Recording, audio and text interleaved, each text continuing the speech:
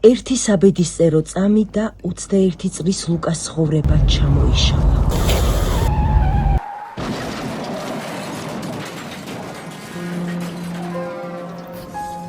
გუშინის მეგობრებთან ერთად იცინოდა, მომავალს გეგმავდა.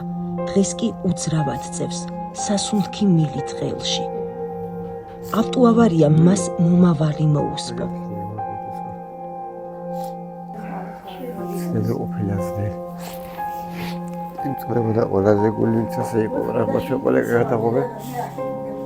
ტვინის მძიმე ტრავმა.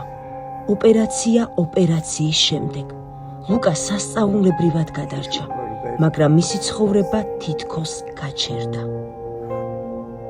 მისი გადარჩენის ერთადერთი გზა რეაბილიტაციაა, რისთვისაც საჭიროა ეტრი, საფენები, სტომები, სამედიცინო საშუალებები. ამ ყველაფრის ყიდვის შესაძლებლობა ლუკას ოჯახს არ აქვს. ჩვენ არ შეგვიძლია დავუშვათ, რომ 21 წლის ბიჭი ასეთ მდგომარეობაში დავტოვოთ. დაეხმარე ლუკას, რომ დაუბრუნდეს ცხოვრებას.